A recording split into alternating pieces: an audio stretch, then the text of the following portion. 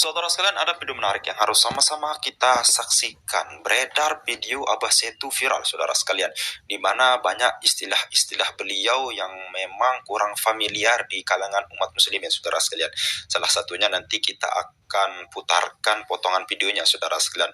Lalu kemudian nanti kita akan sama-sama melihat bagaimana tanggapan daripada salah satu dosen Win Syarif Hidayatullah, saudara sekalian, yaitu Kiai Haji Ubaidillah Tamamunji.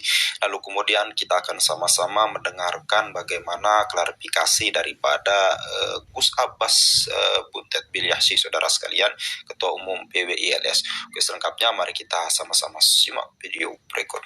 Silakan. Maaf, karena ulamanya sekarang ini udah sesat banyakannya.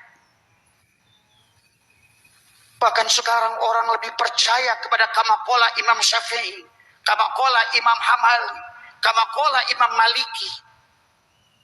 Bahkan Abah sudah tantang Gus Baha sendiri. Tunjukkan, termasuk bab sholat sekalipun. Apakah sholat Rasul itu seperti yang kalian lakukan? Inilah hari ini manusia sudah keluar dari Al-Quran. Ngomongin Mi'raj keluar dari Al-Quran. Ngomongin sholat keluar dari Al-Quran. Tapi percaya, bahkan Abah sudah jelaskan, 5 imam ini pun berantem bab sholat.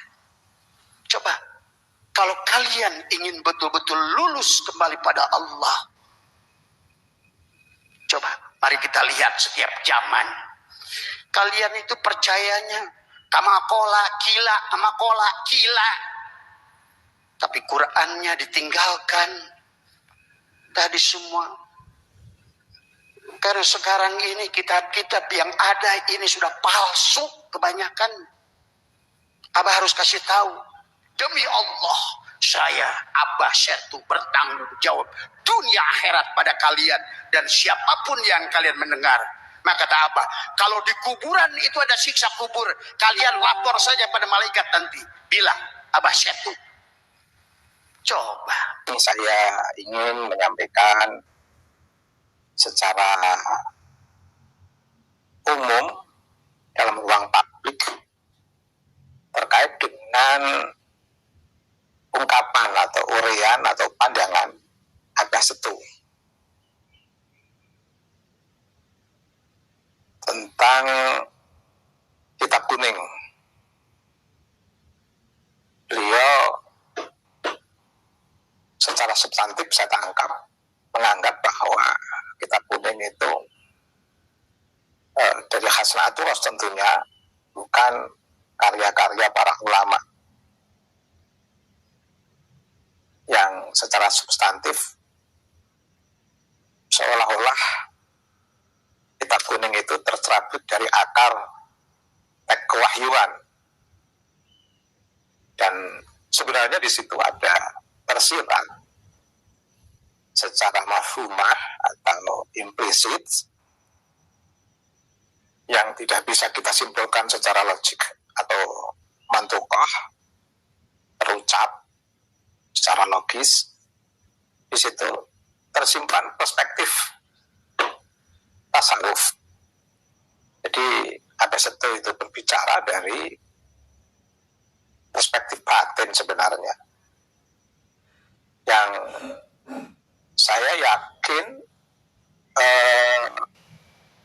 kalau dikorek-korek, dikumpulkan dari serpian-serpian apa yang disampaikan oleh Abah Setu, nanti terkumpul juga pada akhirnya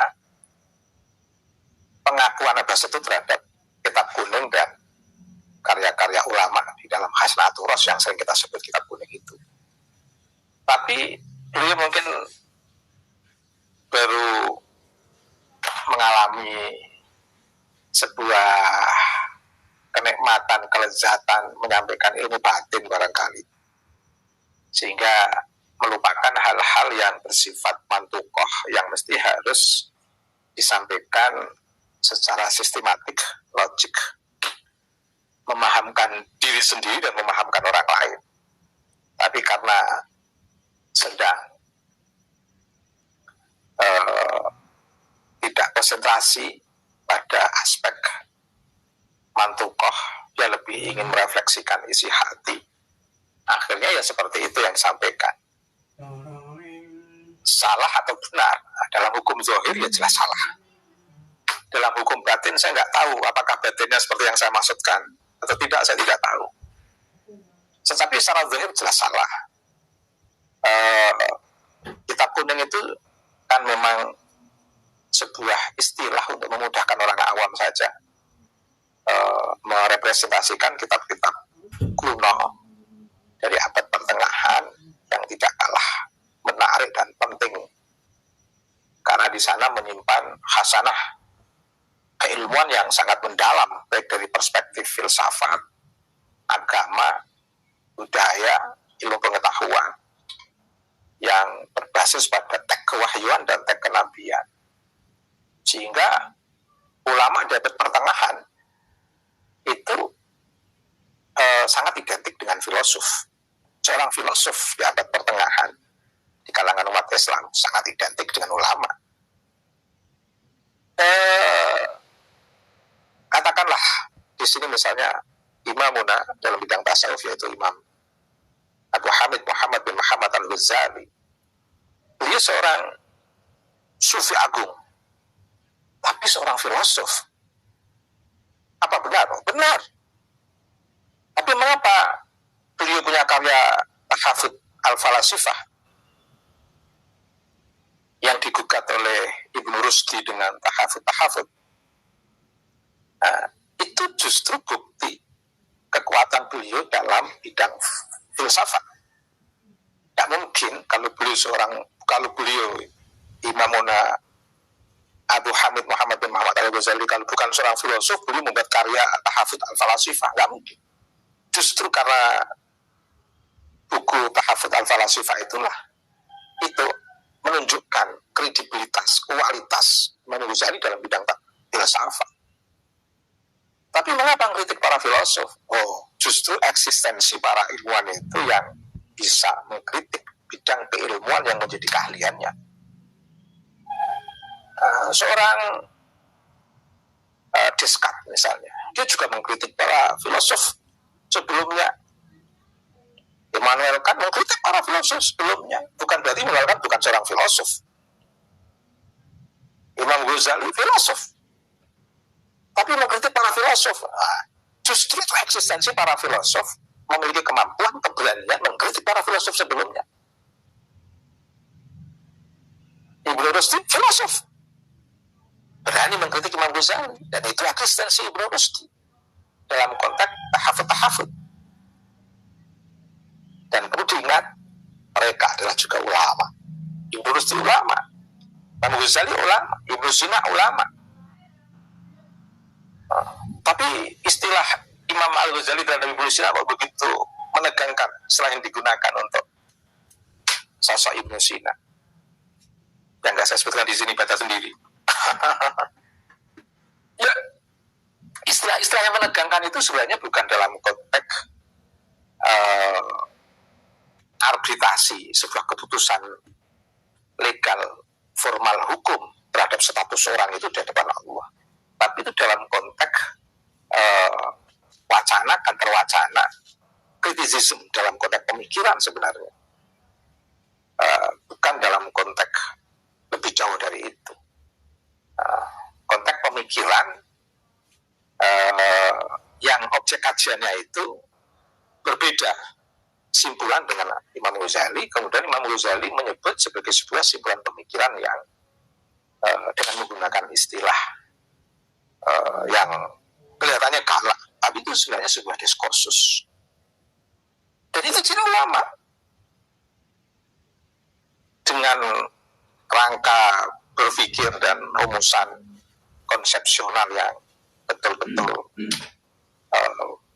telah mereka bertanggungjawabkan, tidak hanya lewat lesan, berbasis literasi yang sangat kuat, kematangan teks kewahyuan dan teks kenabian yang sangat kuat, dan karyanya masih bisa kita baca sampai sekarang. Yang itu sebenarnya bagian daripada Hasanatul Ros yang kemudian disebut oleh kita menyebut dengan istilah kitab kuning. Nah, jadi pahami dulu representasi dari kitab kuning itu apa. Kalau yang dimaksud representasi kitab kuning Hasanah At-Turas, ya tentu itu karya para ulama besar, filosof, ilmuwan di zamannya. Tapi kalau kitab kuning dalam arti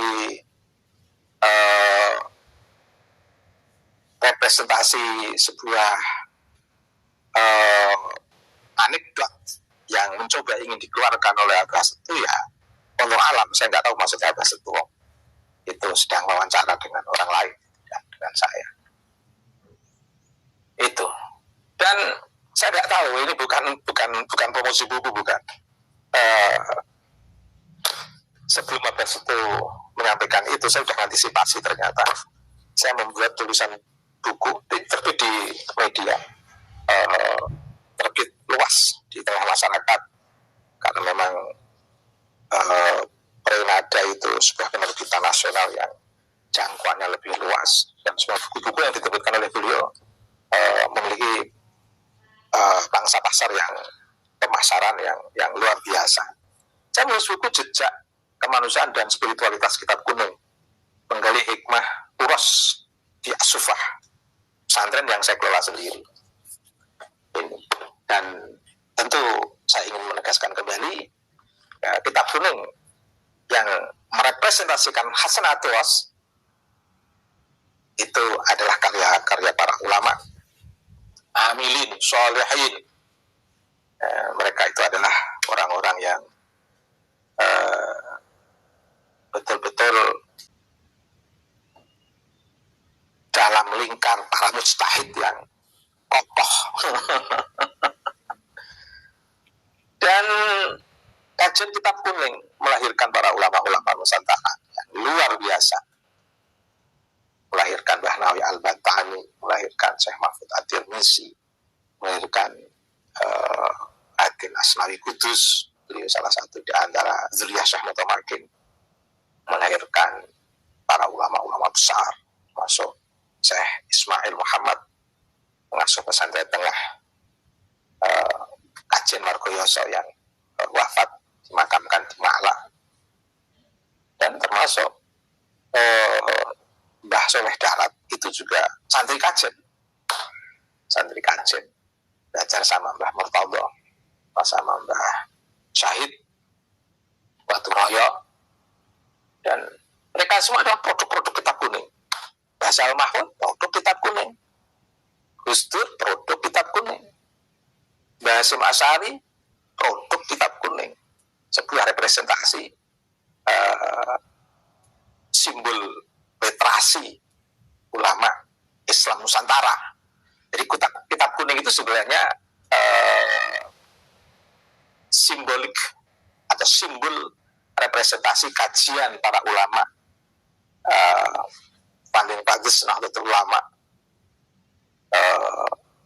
yang telah memiliki kegigihan dan ketajaman yang berbasis literasi At-Turas, Hasanah, karya-karya ulama abad pertengahan.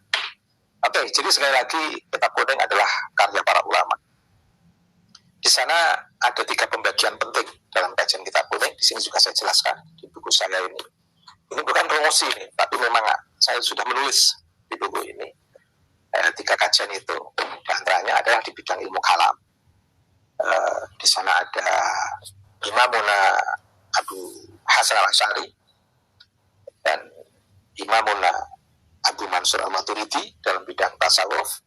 Di sana ada Imamuna Abu Hamid Muhammad bin Muhammad Al-Ghazali dan Imamuna Abdul Qasim Junaid Al-Baghdadi dalam bidang fikih. Ada mazhab 4, wabil khusus Imam Muhammad Idris Asy-Syafi'i yang telah menjadi ikon mazhab kita, yaitu yang kita kenal dengan mazhab Syafi'i.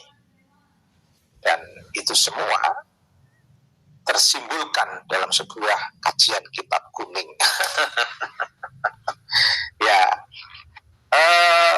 pertanyaannya, mengapa harus menggunakan kitab kuning? Ya, untuk memudahkan orang awam sajalah. Simbol kalau itu kitab literatur lama yang sudah menguning kertasnya, kemudian disebut kitab kuning, tapi isinya adalah Hasanah At-Turas dan karya ulama-ulama berbobot yang luar biasa. termasuk saya menyebut di buku ini termasuk masuk kategori kitab kuning itu adalah kitab yang meski ditulis oleh ulama zaman sekarang, tapi seluruh referensi literaturnya itu berbasis abad pertengahan. Itu juga bisa saya sebut sebagai kitab kuno, karena semua hasanah yang merepresentasikan artuos abad pertengahan, ulama-ulama abad pertengahan dalam 3 bidang itu tadi, itu kita sebut dengan istilah kitab kuning. Jadi ini tanpa mengurangi rasa hormat saya kepada Abah Setu, saya ingin mengklarifikasi sebenarnya yang dikatakan Abah Setu kalau memang benar sebagaimana yang terpublikasi, itu saya kira tidak tepat yang dikatakan Abah Setu. Assalamualaikum Gus. Waalaikumsalam warahmatullahi wabarakatuh.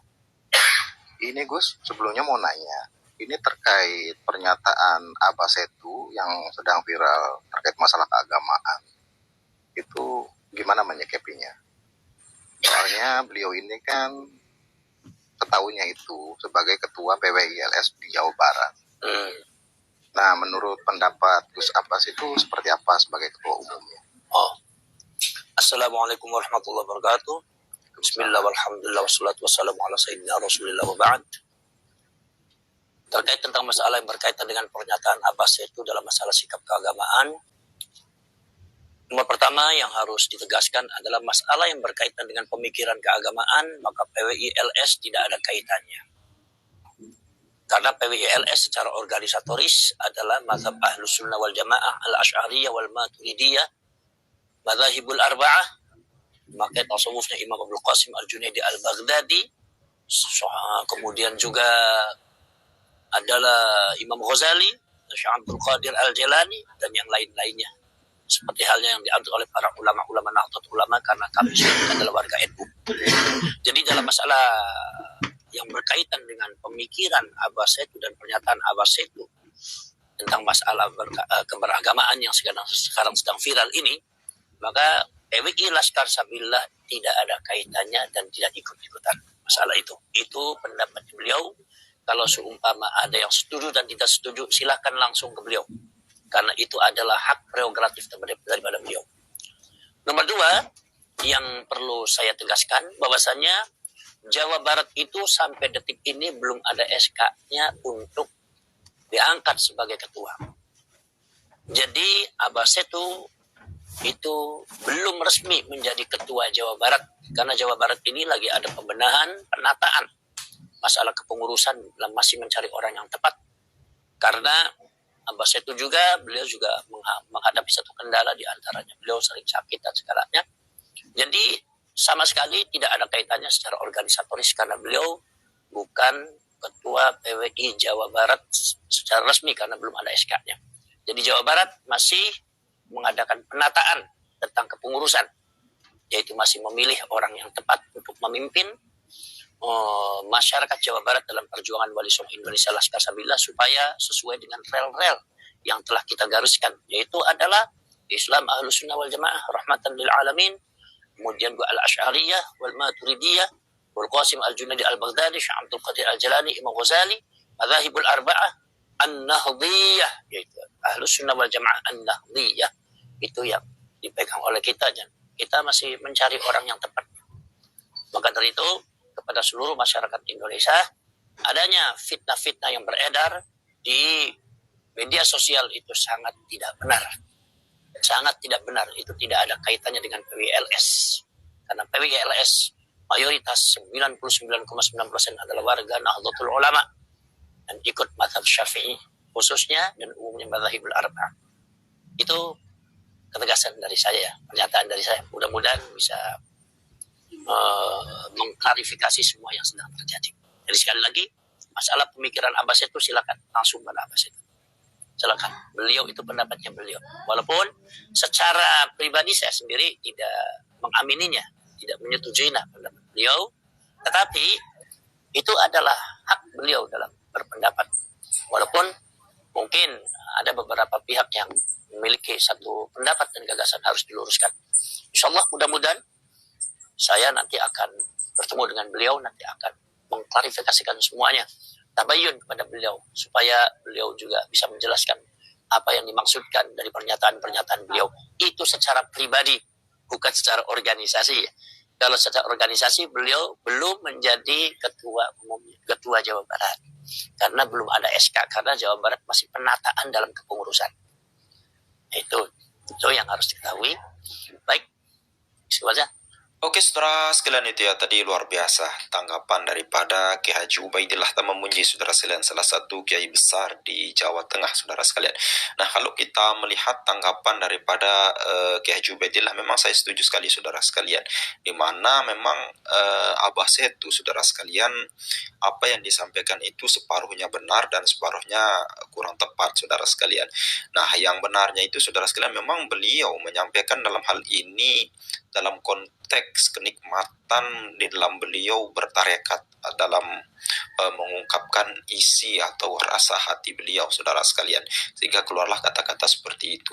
Dari segi kerohanian memang tidak salah, saudara sekalian.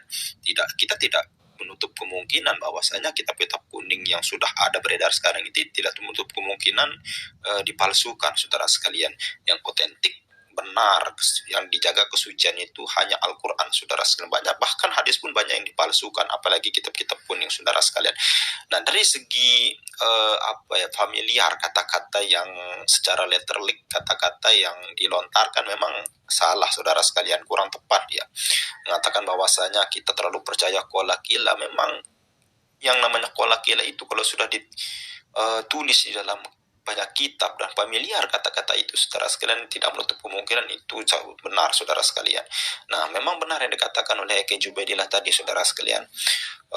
Abah Setu menyampaikan hal ini dalam konteks kenikmatan kerohanian dalam bertasawuf, saudara sekalian.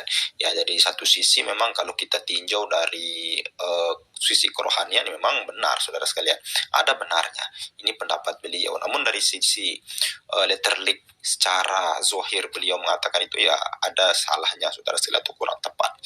Ya, kita tidak tahu, saudara sekalian, kita mungkin akan ada nanti klarifikasi dari Abah Setu, saudara sekalian, atau Asep Setiawan. Jadi mungkin kita akan lihat video klarifikasi Abah Setu, mungkin ada nanti jawaban-jawaban kenapa beliau sampai mengatakan hal seperti itu, saudara sekalian.